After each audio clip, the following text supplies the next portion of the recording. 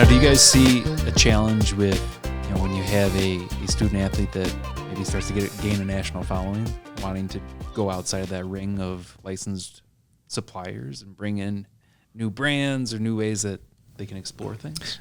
If you follow Texas football at all, we've got a pretty prominent kid on our football team, and talked about a lot. I think I would actually say it's the opposite. Yeah, and it's specifically to him, and really the kids that that have a more prominent, they are being advised by people who know the industry and they understand what you can and can't do and what's going to be able to get done. They are actually easier to work with.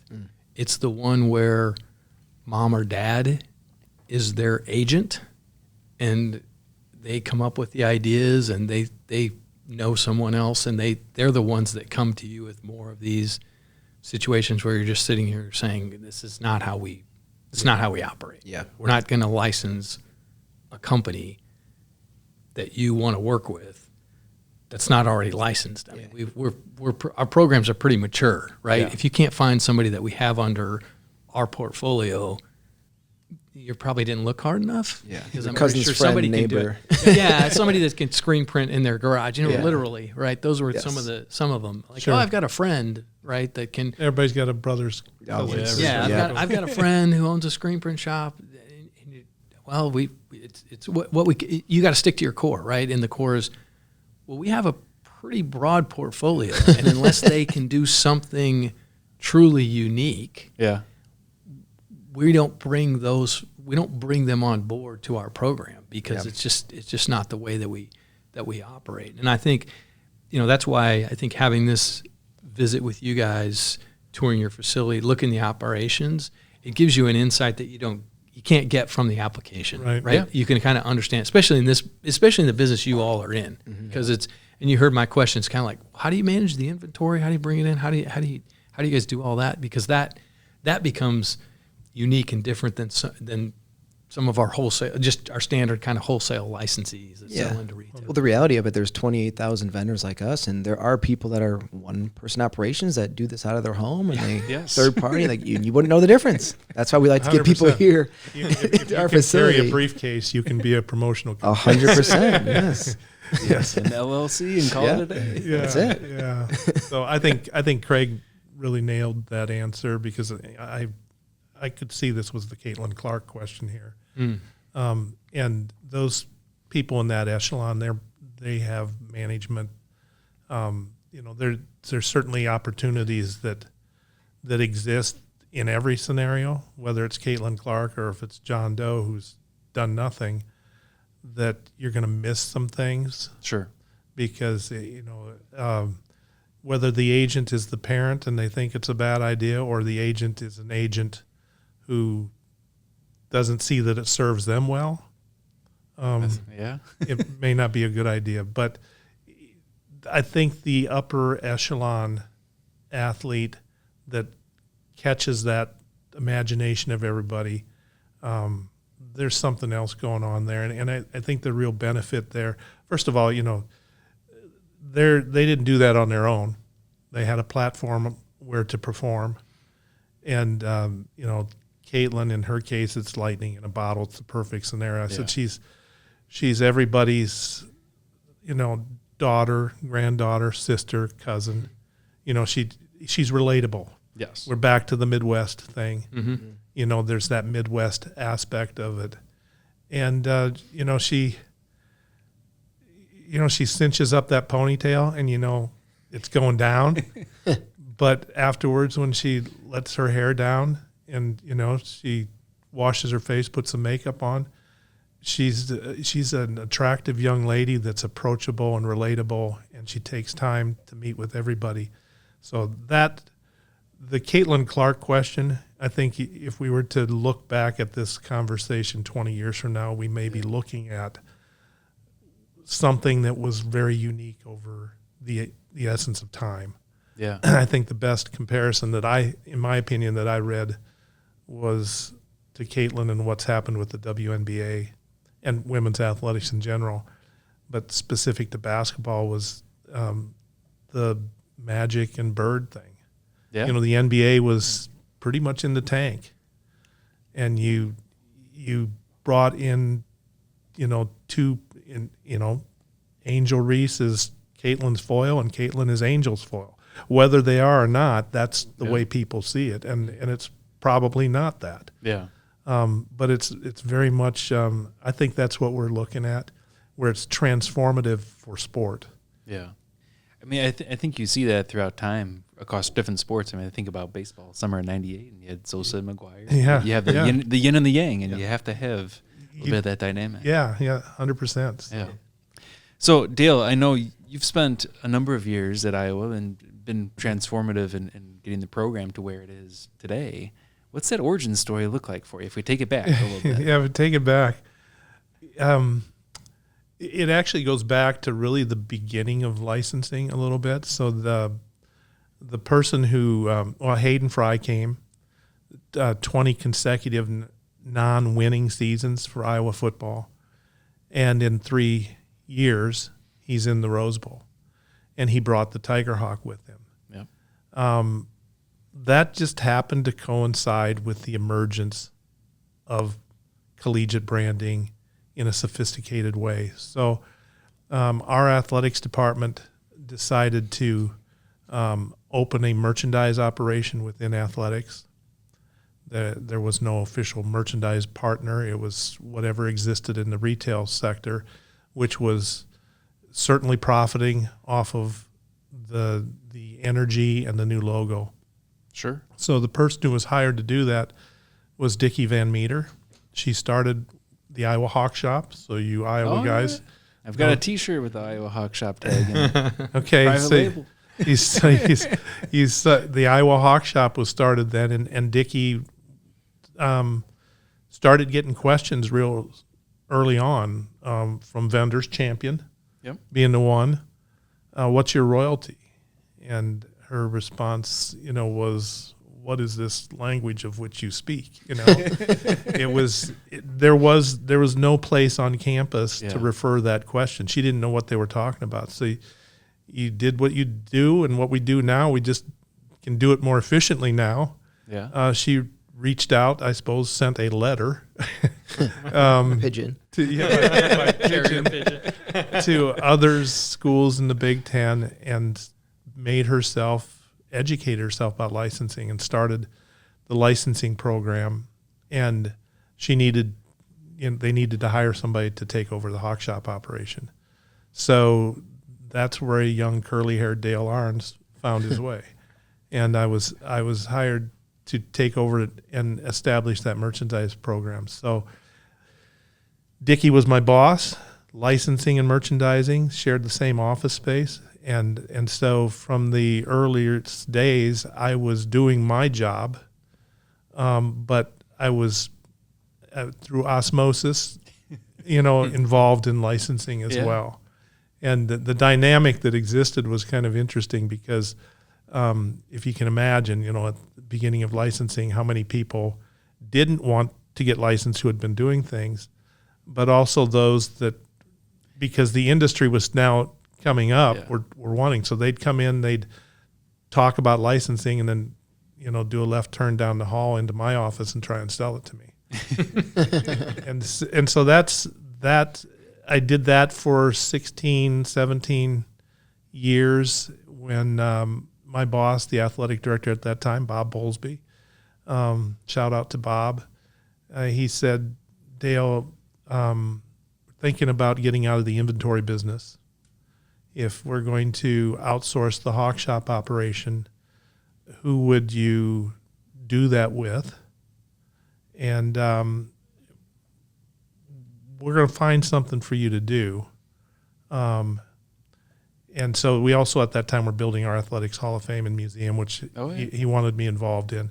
In fact, he had me put together a plan if I were to have you run this facility, run the Hawk Shop, how would you structure that and staff it? And so I could tell real early, the first reaction that I had, full transparency, was that was, right, what we do is a big part of our identity. So I was the hawk shop guy. That was a big part of my identity, and I felt like my identity was at risk of being lost. He suggested that maybe licensing might be something I could do, or he wanted me to look around the department and see if there's other areas that interested me. Ironically, the person who was in licensing was now down the hall from my merchandise office, and I told him, boss, I don't want somebody else's job. And he assured me that he had some things in mind for that other person. So I said, yeah, I'm full speed on the licensing thing. And I think that one of the things that's been best about that was the relationships that we have. Those remained. They were just different. So where I was buying stuff from vendors, sure, I was now managing those vendors. And in retrospect, I'd like to say I was smart enough to see this in advance, but I think that one of the things that's been most beneficial to my career is the fact that I've been on the other side. So I've bought, I've sold, I've worked directly with consumers, and I know the impact of the decisions that we make in licensing on that whole chain. And I use that as a premise to all the decisions that I make. The first thing I ask myself is ultimately, what's the impact of the end consumer on this? Mm-hmm. If it's a good thing for them, then I'm going to be receptive. If it's not, then maybe not so much. And so, that's where it all started. And interestingly enough, I know you're going to ask me about interns and that, but I'll just throw a shout out to Kirk Peters because he's part of this story. Kirk was let's talk about interns. Yeah, well, Kirk was an intern of me when I was running the hawk shop. And so when I gave the keys of the hawk shop to our bookstores where it went to, the bookstore said, we don't know how to do this part of it. We had all the in-venue sales. We did mail order. We had a bricks and mortar store apart from the bookstore. They didn't know how to do that. We need to hire some staff. Do you know who might be? And I said, there's a guy by the name of Kirk. He's over in the Quad Cities. He's working in minor league hockey, doing their merchandise operation. Go get him, which they did. And Kirk spent the next almost 20 years in the bookstore operation in multiple roles. The last role he was at was a store director, so he was before it became a Follett store. So bringing Kirk on staff, my wife put it this way to me: Kirk's just awesome, and he's got a great history yet to be realized in licensing. My wife said to me, "You realize Kirk's you 20 years ago?" And it's kind of true because he has the same background that I did, and those are things that he uses very effectively as he's making decisions with licensing, as he knows intimately the experience of the vendors through retail and the buying experience as well. So I mean, Kirk's awesome. I think his background is always an interesting add into the lens you look at through licensing, and for yourself, you look at that 20 years prior Dale. Yeah. I think that's got to be a cool moment for you to see where his path could lead, and for you to open up doors through the internship program and through the ways that you bring on future leaders in licensing. It's just cool to see. Where did that kind of coaching tree idea or did it just happen? I think I'd like to claim that it's something strategic, and I would say this, that there's people who impact you in your life. Prior to me being at the University of Iowa, I had about a 6-year journey. I was in radio, on the business side of radio, and my station owner and my boss was an amazing boss.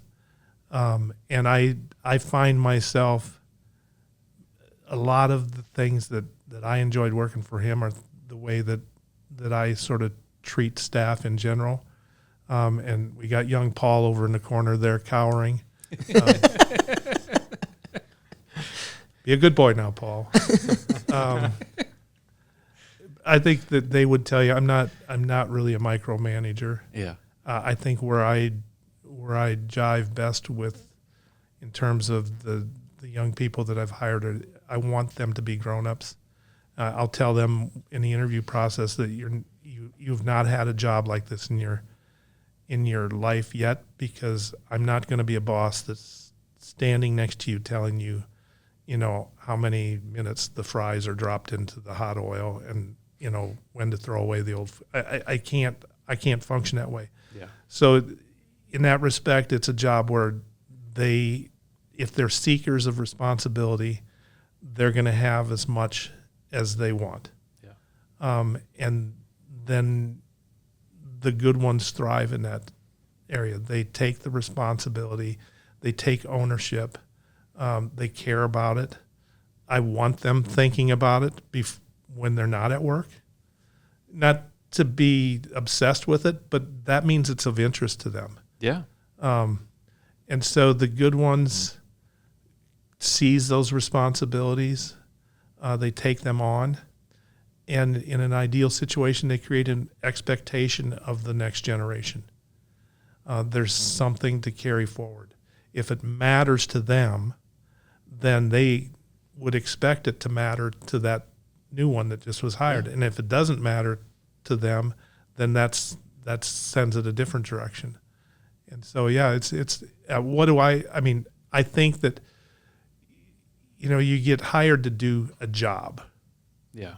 That doesn't always end up being the job that you do.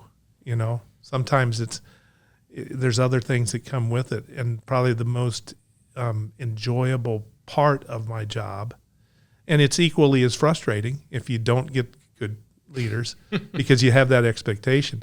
But the best part of the job is seeing people come in, actually seize the opportunity that they have in front of them, do something with it. And then really it's kind of, you're a dad, I don't know if you guys have children, yep. But to bask in the success of your children is a pretty cool thing. Yeah, I'm a father of two, so is Adam. My kids are a little older than Adam, so, and my daughter has started playing the violin over the last year, and it's been cool to see just the natural progression of her skill with it, first and foremost, but just the passion she has for it. Right. Like, never in a million years would I have pegged her as like one that would want or care about the violin, and it's been really cool to just see her take it on and grow with it. So I love these observations and wisdom that you're dropping, Dale. Well, and also there is this thing. This is there is no degree in licensing. Mm-hmm. We were joking about that before you got here, Dale. There isn't. You kind of stumble your way into this. People stumble their way into it. So when a student, there might be a paragraph in a chapter in some business class, there might be something. So there's no degree in it. And I think when, I keep picking on Paul because he's here, but Paul was a business student. He could recognize that there's something applicable there to what he was learning in the classroom, and find a space that's unique and different. So that's kind of how we've earned. I think the fact that we are an independent program lends into that as well, because our students really perform a lot of the functions that an agency would in terms of busy work. I think it's interesting over time hearing from employers who have hired former students, what they will relate to me in their observations and experiences, that sometimes it's not just licensing, a lot of it's just communication. Yeah. And I think that's become more challenging over time, that my interns know that, and they probably talk about it when I'm not in the room, and mock it and mimic it. But when I tell them to call somebody, I mean call them. I don't mean this, and I don't mean texting. And you got go your, have the you conversation. understand this. Yes, I understand it well. You got your sales staff here. You don't want them. They need to hear your voice. Because there's no relationship to be built, and It's a name behind an email. That's what you turn into. Yeah. it's a name behind an email, and that email, unless you have exceptional writing skills, comes without pitch, tone, emotion, inflection. But all of those are attached to it. So there's the margin for error and misstep is pretty narrow in that. But the voice on the phone, the willing, the laugh, the right, all It's the the little behind nuances. it, all of it. It's the personality and the human behind the conversation. I feel like I think anybody in our industry that doesn't envy or appreciate what Dale has done in terms of building the knowledge base with the internships and the interns. Paul, obviously working with me at Texas now. I'm impressed every day with my interaction with Paul and Paul. Now's questions, the time to ask for a raise. questions that I'm he still asked mentoring me you, Paul. and knowledge that he has. And so I think I just wanted to interject that because I think that's important to point out. I think you all probably appreciate that, but I think industry wide, I think Dale probably catches it from the old timers like myself and others as kind of like, oh, Dale, ha ha ha, his interns, he's just beating up his interns. But I think that's just a way of actually really having that envy of the fact that he's been able to build that and create this avenue for students really appreciate to grow. that, but I mean, it means a lot because I've talked to Paul about it. Like, Paul, how does he do that? We need to figure that out. Because that's something we need to do from an industry perspective. Yeah, I appreciate those are kind words, but I really think that and Paul heard me complaining about this earlier, that the culture and the learning is really between them. That's some place you launch somebody, but to make it a generational impact, somebody has to have the burden for it to mean enough to go forward. And so if you look at the people that are out there, I think they all get that. And that's the heavy burden for you, Paul.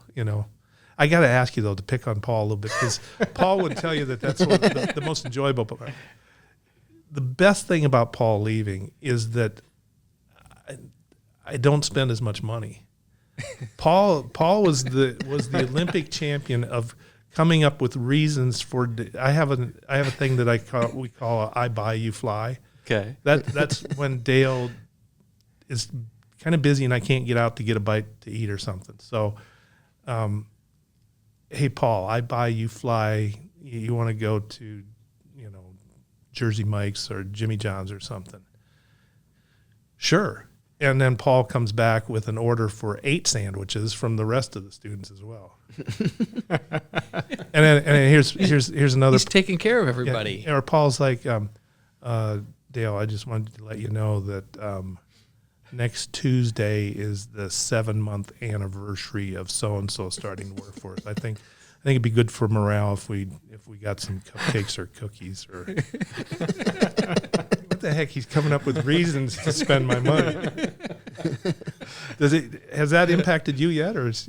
No, because it's just the two of us. Okay, well, so it's not as extensive. Yeah. The other thing I wanted to mention is you talk about the texting, the emailing. Yeah. I think to me it's people. You get a text or you read an email or you read those and you look at them, and depending on what's going on with you, the two of you have young kids, right? So maybe the kid's crying in the background or fell or whatever. You got to take them to school or whatever you're dealing with, and you get that text or you make the mistake of opening your email and reading it, right?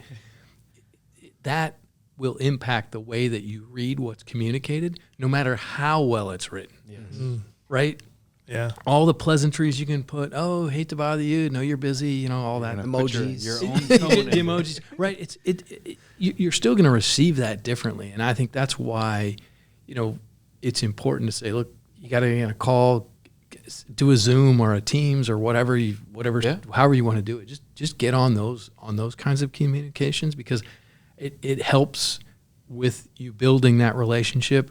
Good news, bad news, whatever you're trying to communicate to folks. I get the ease of email, and it's efficient, but more it's easy to hide behind an email. And to avoid the hard conversations. For me, sure. and this is for me personally, is I've had somebody over the years, I've had people meet me for the first time, and they said, "Oh man, you're nicer than I thought you were." And I'm like, "What do you mean?"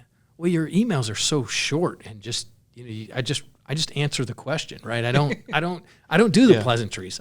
They say, "Oh, can we add headwear to our license?" "Yes."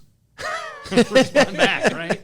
Or no. It's right? no more often than yes. Yeah, or no. And they're not upset with the yeses. And right. And so they, so then you find that out, and so that just kind of stuck with me, because I thought, well, there's no emotion in I'm not emotionally answering your email. Yeah. It's exhausting. I'm trying to answer it. And recently, funny, recently I had an exchange back and forth with one of our fans, and they wrote back that, they thought I was unprofessional in my response, and all this, it was long emails, and they would have rather had me not respond at all, because I was unprofessional. Wow. So I took it to my I took it to my boss's assistant. I'm like, I wrote this email. And she's like, I don't think it's unprofessional. It's short. it's kind of curt, right? But it's not. She's like, I don't think it's unprofessional. And it was just one of those you just go, hey, what's going on? I should have taken a little more time and communicated a little more eloquently, right? Because, and it wasn't a phone call situation. It was really just responding to it was old equipment room product sales was the topic. Mm-hmm. So it was just trying to, no, we don't make that available. And so I answered it. No. But you get in those modes. Mr. Westemeier. Yeah, you get in those modes. You get in those modes of just responding to email, right? Yeah. And you just all of a sudden you're just like, oh God, I didn't respond to that. Oh, I got to respond to Chris. Oh, I got to respond to Adam. I got to Dale. Yeah. Oh, Paul. Oh, Paul's in my office. Okay, yeah. You're just trying to hammer through them, right? And you just, I know, and that's a fault of mine as well, right? I have to try to be a little more. I think I've found that some of the more satisfying communications I've had are the ones that I fear the most.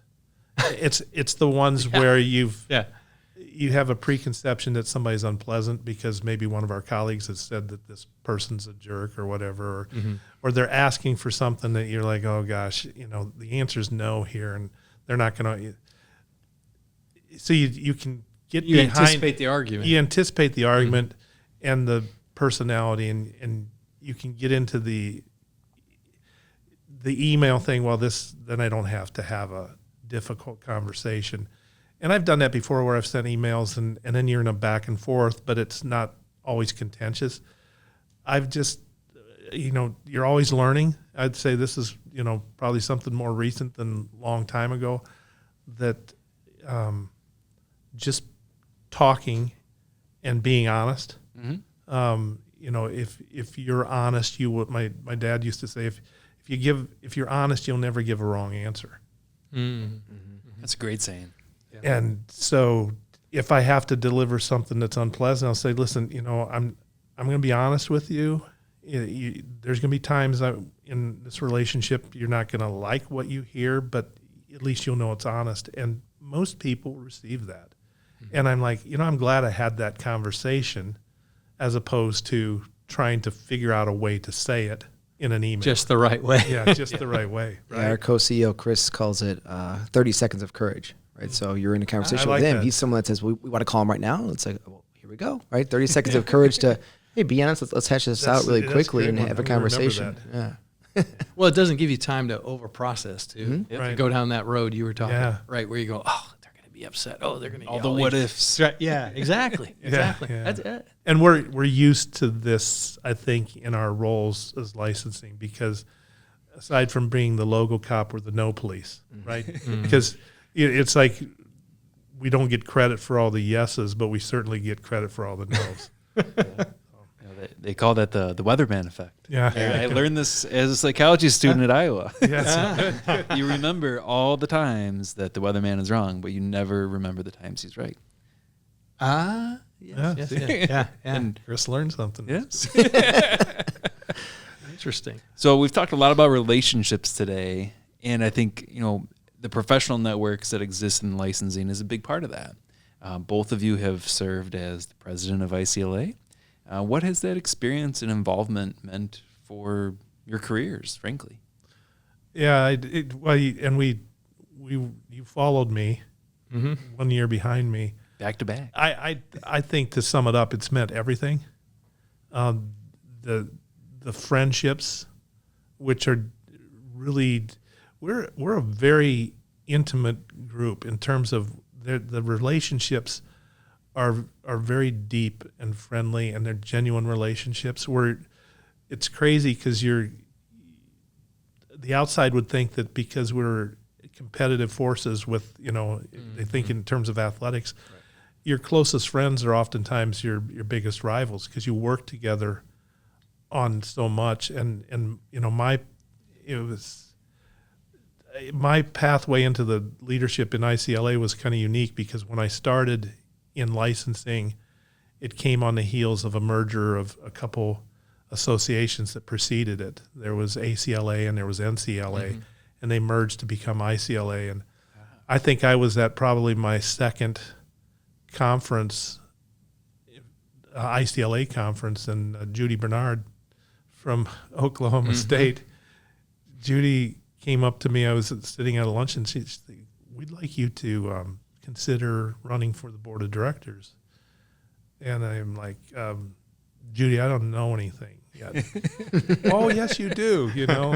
So don't sell yourself short," great. kind of thing. Yeah. So so at that's how I got started, and it's been the best. I mean, it really has. And I think, looking at you, Craig, thinking, we served on the board together for, I don't remember. I think I did a 9-year stint on the ICLA board. Yeah, so I blame Dale. I blame Dale for that. he got me in. You go 4 years as 4 years as a board member, and then 4 years as you move through the vice president to become president. And First, then you second, have third vice you have president. a past president year. So that's how you get 9 years in. Wow. And I blame Dale for looping me into a 9-year stint. Well, and ICLA. our strategy early on was, it was a high compliment if you were, okay, this person's going to be a good leader, so let's nab them for an officer's role coming off of their 4th year on the board. Because then you could turn it into an 8-year gig. Then. Exactly. So I still have you. It's that consistency. I think I got you beat on that because I was off the board for a year, and then Shane talked me into coming back. You did. That's right. Yeah. So I came back on the board for another 4-year stint under the condition that I would not go through it. Yeah. I didn't. Yeah. So. Well, to come to your question, for me, I think everything. I think it means everything, right? And we've talked about this. The industry-wise, there's just not a lot of people to talk to about what we deal with, the challenges on campus. A lot of what we've talked about here today, right? And I think that's what creates that bond, because inevitably you go to an ICLA meeting and you start talking with someone and you bring up a topic. How do you deal with internal product requests, right? Who do you have as a good licensee that can manufacture that product? Or how do you create this? I've got a problem. How do I solve this solution? How do you respond to it? And inevitably there's 5 or 6 people. Oh, well, this is what I do, and this is it. Oh, well, and then they come in and go, oh yeah, I've got the same concern, and here's what I do. Or, oh wait, how do you really very much try best to practices? Try to figure out, because you're not ultimately, we're not competing for space against each other, right? If you're an Iowa fan, you're going to buy Iowa. If you're a Texas fan, you're going to buy Texas. It's not. Yeah. Oh, I'm going to go to the sporting goods store. Oh, here's Iowa and here's Texas. Well, which one do I want to buy? Yeah. That's not the scenario. Unless you're Brett on our sales team, shout out to Brett. He'll pick it by the school color. Yes, he does. Match the shoes. Okay. Well, sure. Okay. Or the animal. There's an anomaly. There's always an anomaly out there, right? But generally, we're not trying to compete for the exact same shelf space. Exactly. Even Iowa State, Texas A&M. We're not sitting here like, oh, well, that decision's been made. The buyer's deciding what they're going to commit in terms of the space. We know that from a retail perspective, and I think it's just trying to find out better ways, best practices, internal royalties, whether you charge them or not. It's a hot topic. Those kinds of things. Yeah. So I think that to me is always the most beneficial aspect of getting together. And I say this a lot to people is I think the presenters do a great job. The topics are great. No knock to any of that, right? I think it's all really, really well done. I get the most value of talking with people in the hallway than I do out of any of the presenters. And I want to be really clear. It's not like, oh, I had a bad experience with a presenter. I think they're all phenomenal, but I usually get stuck. And I say stuck, I usually am interacting with someone out in the hall because we started talking about something, or I brought up a topic, or they brought up a topic. Or it might be a spillover from a breakout session where something right, and you're trying to figure something out, or you're trying to improve your program, and so you end up missing a session because you just spent that 30 minutes having a conversation about something that you're like, I've got to deal with this. This is actually something that's I'm trying to handle on my campus. Yeah. And I love, I say that a lot. I think I told Paul that about going to ICLA, and it's valuable. Take that opportunity because we don't get together often enough, I don't think. No, and it's another defining characteristic of, I think, our profession is that, I don't know how many universities are, but we're really talking about the top 100. Mm-hmm. In terms of market impact, if you went to school and you were in a class of 100 or 200 people, you're going to know everybody in that class. There's only one of us or two of us, in some cases 3 on every campus. Mm-hmm. That's the intimacy of it. Yeah. It's not like some other roles, we'll go to NACTA here in a couple of weeks, which is it's athletic administrators. Our organization is under that. A few of those. Yeah, we sort of joke about the colored polo shirts, right. Because all the NACMA, the marketing people, there are a lot more marketing people than there are licensing people. Yeah. And that class is a much bigger class and a much bigger school than our little school of ICLA licensing professionals. Yeah. So that, it's like anything, the more interaction you have, the closer you become. And, there's a lot who are no longer in the industry, retired, and they're still plugged in. Yeah. So that's great. Yeah. And you think about all the different professional associations, networks that there are out there. Craig, you're also involved with the Fair Labor Association. How has FLA been an impactful committee to be a part of, but really shaped how you view licensing for Texas? Yeah, I think, and Dale knows this too, back in the late 90s is when this really became an issue and a hot topic for our students, and where our product was being manufactured and under what conditions. And they started asking questions. I will admit, at the time I thought, this is a pain in the ass, right? And it actually, in reflecting on it, it was a good thing because we should know that. We should be responsible. We should be asking those questions. And I think the structure of the FLA is a positive one. It has universities. It has civil society. It has brands as part of its structure, which I think is very valuable. You bring those folks together and you have those conversations and you talk about a topic about, how do you work with a factory in terms of overtime, it's health and safety, all these things, and oftentimes it's overseas. A topic that's way over my head, right? You've got to have a certain amount of expertise to understand it. So I think bringing that group together and having those conversations gives you at least some knowledge. You're never going to know as much as they do, especially the folks that are completely focused on corporate social responsibility for the brands, because we've got so many other responsibilities. But I think it's been a valuable part of what we've done. I think we're leading from the college perspective. I think universities are leading in asking the questions. Oftentimes it comes up, why aren't the leagues asking these kinds of questions? They've got a little more heft, certainly the NFL, right? Yeah. And ultimately the answer really often comes back to, why would they get involved in this when they know colleges and universities are doing it for them? Because we share a lot of the same licenses. Yeah. Well, and historically, colleges have always been on the front of social change, activism. Exactly. There are students who learn things in school like you do, Chris. You've imparted your wisdom, things you learned already.